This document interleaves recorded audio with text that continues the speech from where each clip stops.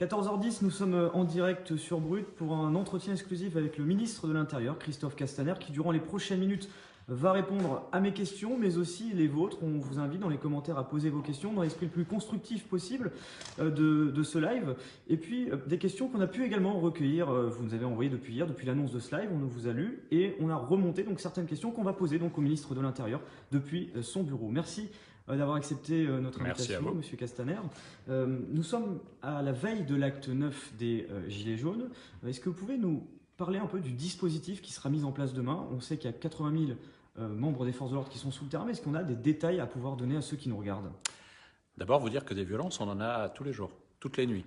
En moyenne, ces jours derniers, il y avait entre 1500 et 1700 personnes mobilisées dans le cadre du mouvement dit des Gilets jaunes.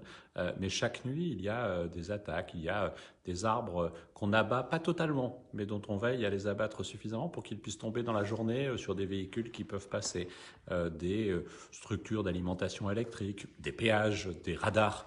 Ça, c'est plus classique, mais du coup, ces violences, on les a toutes les nuits. Puis vous me posez la question de savoir quel sera le dispositif de demain. Je ne vais pas rentrer dans les détails. Par contre, je vais vous dire qu'il est déterminé, qu'il est puissant, parce qu'on a vu au fil de ces dernières semaines que la violence est toujours au rendez-vous de ces mobilisations dites du samedi. Est-ce qu'il y aura un changement de tactique sur le terrain? On sait qu'on avait vu une évolution entre le début du mouvement et ce qu'on a pu voir à partir du 8 décembre, avec notamment la présence de blindés. Est-ce qu'il y aura un dispositif à peu près similaire? La grande différence à laquelle vous avez pu assister, c'est qu'on avait une gestion de l'ordre public qui était assez statique. Traditionnellement, depuis le préfet Massoni, ça remonte à quelques années sur Paris, où en gros, quand il y avait des manifestations violentes, on essayait de les cantonner territorialement et puis d'attendre qu'elles se fatiguent, comme on dit dans le Sud, ou qu'elles s'épuisent, et ensuite on intervenait. Alors qu'en province, on était beaucoup plus opérationnel, beaucoup plus direct. C'est vrai que depuis le 8 décembre, on est sur des interpellations immédiates chaque fois qu'il y a des exactions, et puis on essaye d'empêcher ces exactions, ces barricades, ces incendies, ces braquages, ces cassages qu'on a connus, et donc le schéma a changé. Il changera encore demain, mais je ne vais pas rentrer dans les détails. On aura l'occasion de revenir un peu plus en détail sur certains points que vous évoquez, mais parlons de Bourges. On sait qu'il y a des appels à manifester demain dans cette ville, qu'un arrêté préfectoral serait pris pour interdire la manifestation. Certains disent que c'est une entrave à la liberté de manifester. Qu'est-ce que vous leur répondez? D'abord, il n'y a pas de manifestation demain à Bourges. Parce que je vous rappelle qu'en France, on est dans un système assez simple, où ça n'est pas l'État qui autorise les manifestations, mais on demande une chose assez simple. Si je veux manifester, je déclare que je vais manifester. Et du coup, j'assume un peu ma responsabilité, parce que c'est assez facile de dire « je vais descendre dans un quartier et je vais tout casser ». On est en France, dans un pays où il y a des droits et il y a des devoirs, et notamment celui de la responsabilité. Et donc, il ne s'agit pas aujourd'hui de changer quoi que ce soit sur ce régime de base qui est « je fais juste une déclaration de manifestation et je vais manifester ». Ce que je regrette, c'est que ceux qui appellent à se mobiliser à Bourges n'ont pas le courage d'assumer leur choix jusqu'au bout et juste de faire un mail au préfet, de passer un coup de fil à la sous-préfecture du coin et dire « voilà, je veux manifester ». Et c'est ce qui s'est passé dès le 17 novembre. Je peux vous dire que le premier ordre que j'ai donné dans ce ministère, c'est quand on a vu ces mobilisations le 17 novembre, près de 280 000 personnes mobilisées en France, dans 1200 points, dans des ronds-points. C'était le début de la mobilisation des Gilets jaunes sur les ronds-points. Le premier ordre que j'ai donné, c'est d'aller protéger les manifestants, parce que nous savions qu'il y avait des risques. Et à peine quelques heures après le début, il y a eu une première personne qui est morte. C'était une manifestante. Et puis depuis, il y a eu 10 personnes qui sont mortes dans ce cadre-là. Et donc, assumer de déclarer la manifestation, c'est aussi permettre aux forces de l'ordre de la sécuriser, pas de l'interdire. Si elle était déclarée, elle aurait été autorisée? C'est ce que vous dites aujourd'hui? Ah mais c'est plus simple que ça. Si elle est déclarée, elle n'a même pas à être autorisée. Le droit français est simple. Vous déclarez et automatiquement, vous avez le droit d'aller manifester. Vous voyez, on a un système qui est très protecteur. Et on parle par exemple, Amnesty International qui vont dire, bon voilà, une manifestation n'a pas forcément un besoin d'être déclarée. On peut, de façon spontanée, pouvoir manifester dans les rues. Mais vous savez, on peut de façon spontanée penser qu'on peut aller manifester, qu'on peut aller casser, qu'on peut caillasser, qu'on peut attaquer les forces de l'ordre. Certains peuvent penser que c'est un droit. Mais vous savez, le ministère de l'Intérieur, c'est le ministère de la protection des Français, de la protection aussi des bâtiments, des commerces, de l'activité économique. Et donc, il y a quelques règles, et elles ne sont pas très compliquées, vraiment. Il suffit de déclarer, point. Et donc, si on considère que c'est trop et que c'est attentatoire aux libertés, je pense qu'on peut débattre de la notion de liberté. Je peux vous parler de celle des commerçants qui ont connu ces dernières semaines des résultats catastrophiques. Je peux vous parler des 65 000 personnes qui sont mises au chômage en ce moment même, dans le cadre du chômage partiel, à cause du mouvement des Gilets jaunes. On peut aussi parler de liberté de circuler. C'est un droit fondamental. Donc je crois qu'il faut remettre l'église au milieu du village, il faut remettre les choses à leur place. Il n'y a pas d'entrave à la liberté de manifester quand on demande de respecter un droit assez simple, je déclare. Mais vous savez, ce n'est pas fait pour déclarer, c'est fait d'abord pour qu'on puisse organiser la manifestation, et ça s'est toujours fait comme ça, sur un parcours, qu'on puisse mettre les forces de l'ordre de façon proportionnée, juste, et ça me paraît nécessaire, mais c'est fait aussi parce que c'est bien dans notre pays qu'on assume sa responsabilité. On peut appeler à la révolte, on peut appeler à la casse. Certains le font. Mais alors qu'ils assument leur responsabilité. Non, ils se cachent. Ils se cachent derrière l'anonymat, ils se cachent derrière les attaques nocturnes qu'on a régulièrement sur les institutions, sur la mise en cause des journalistes de façon systématique, mais toujours dans l'anonymat. Moi, je suis pour le courage d'assumer sa responsabilité, mais pas pour interdire quoi que ce soit. Je ne suis pas un ministre qui interdit. Et on a Grégory Leclerc dans les commentaires qui réagit à vos propos, parce que vous faites beaucoup état justement des casseurs, des situations de tension, et qui nous dit « L'amalgame entre la manifestation et la casse est irresponsable ». Qu'est-ce que vous lui répondez? Et en quoi c'est irresponsable? Vous êtes journaliste très présent sur les manifestations. Est-ce que vous avez vu, vous, comme journaliste, une manifestation ces dernières semaines à Paris où il n'y a pas eu de casse? Est-ce que je fais l'amalgame en disant tous les gilets jaunes sont des casseurs? Jamais. Dès le début, j'ai parlé de manifestation et de mobilisation bon enfant. J'ai même utilisé ce terme-là, il m'a été reproché. J'ai eu l'occasion de m'exprimer plusieurs fois cette semaine. Systématiquement, j'ai fait la différence entre ceux qui portent une revendication sociale, une revendication institutionnelle et les casseurs. Je ne fais pas l'amalgame. Mais je ne dis pas non plus que ce sont que les ultras qui cassent.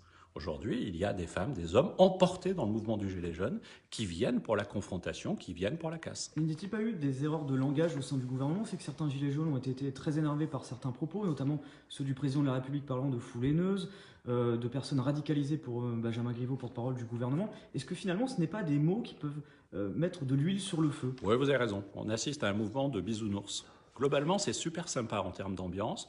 Moi, chaque fois que je rencontre les forces de l'ordre au lendemain des manifestations... Est-ce que ce n'est pas généralisé à tout le monde? Ah non, mais attendez, on peut qualifier les choses. Il y a des gens qui ont fait des manifestations bon enfant, il y a des casseurs, il y a des voyous, il y a des assassins. Quelle proportion pour vous entre des gens qui commettraient des troubles à l'ordre public et de manifestants pacifiques? Est-ce que vous avez des chiffres à pouvoir nous donner entre une proportion de gens qui commettraient des actes de casse et des manifestants pacifiques? Vous savez, il faut inverser la question. Ceux qui appellent aux manifestations demain savent qu'il y aura de la violence. Et donc, ils ont leur part de responsabilité. Que les choses soient claires.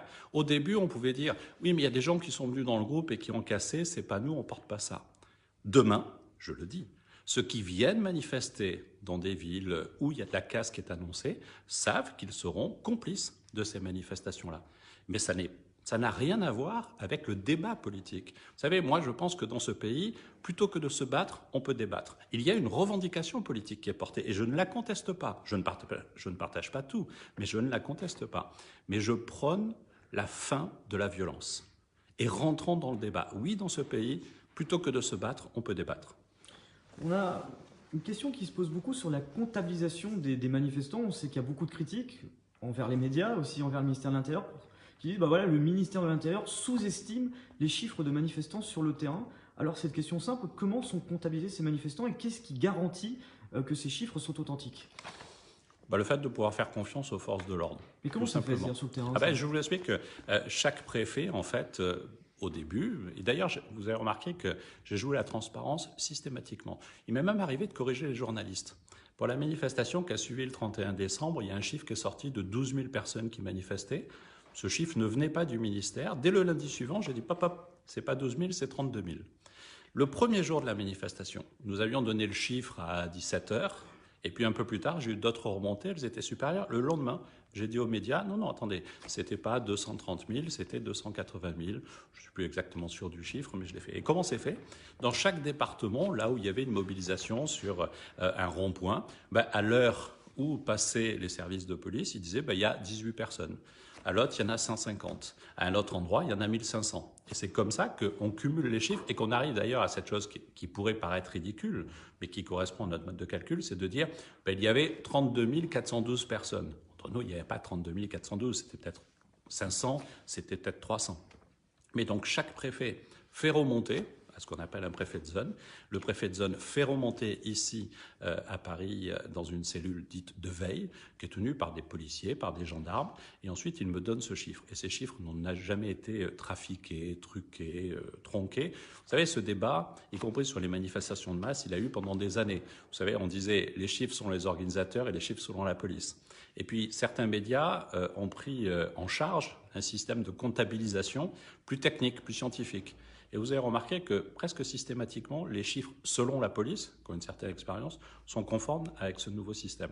Moi, je n'ai jamais dit que ce mouvement était marginal, je n'ai jamais cherché à le sous-estimer. Quand je dis 280 000 personnes, c'est beaucoup, 280 000 personnes.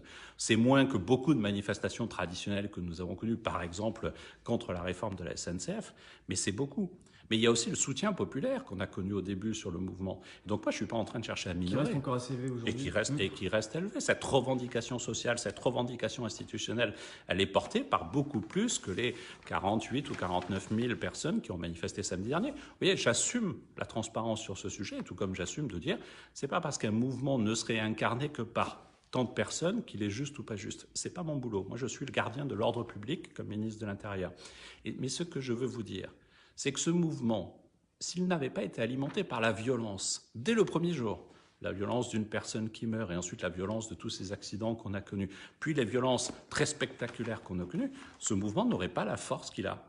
Ce mouvement, en fait, a été un nid dans lequel un coucou de violence s'est mis, et donc je ne parle pas des oiseaux qui étaient dans ce nid.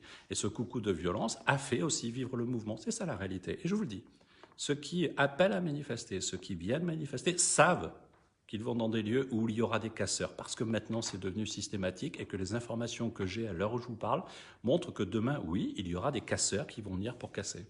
À Paris, partout en France, vous avez...